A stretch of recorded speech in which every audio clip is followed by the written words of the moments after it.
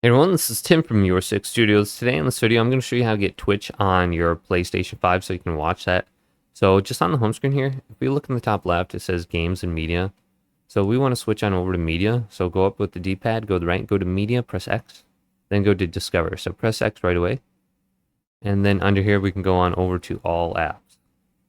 And then we can just scroll on down under here, and we should be able to view Twitch. So just go on down through here. And then here is Twitch right here. So we can get this and download it to our PlayStation 5. And we can watch people live stream video games on here since there is no live from PlayStation section anymore. So we can just watch the application through here. You can see it's added to my downloads.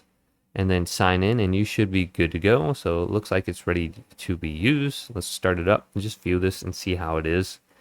And then I believe you're going to have to sign in with your email address and password if you don't already have it linked through your account. So we'll see if it logs me in automatically or not. Looks like it did not. It gives me the sign in option on the top. So yeah, this is the Twitch app.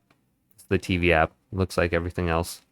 But hopefully this video did indeed help you out. Did leave a big thumbs up and subscribe my channel down below.